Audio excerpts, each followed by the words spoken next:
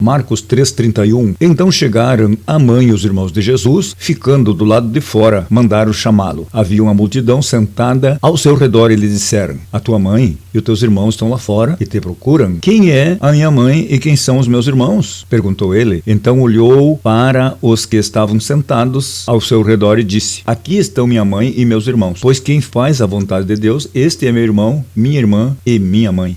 Mateus 13:55. Não é este o filho do carpinteiro? A sua mãe não se chama Maria? E os seus irmãos não são Tiago, José, Simão e Judas?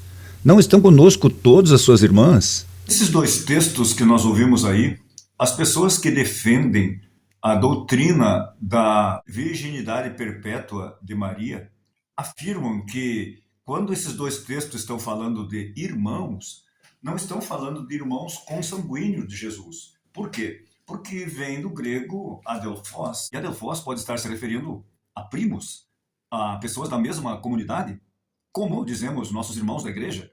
Essa palavra é adelphos. Isso é verdade, só que normalmente eles não afirmam também que a palavra para irmãos consanguíneo também é adelphos. Então, está escrito adelphos, pode ser primos, pode ser pessoas da mesma comunidade, mas pode ser irmãos consanguíneos.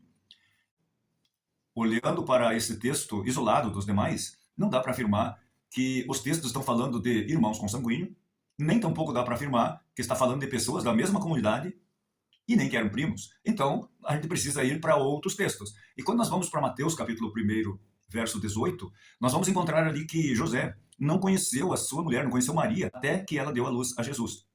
A palavra conheceu, que está no texto, vem do grego ginosko. Esta palavra, ginosko, que foi traduzido para conheceu na Bíblia, ela está falando de um conhecer mais íntimo, ela está falando de um relacionamento íntimo, está falando de relacionamento sexual, porque é a mesma palavra que está escrita em 2 lugares, no mínimo, no livro de Gênesis.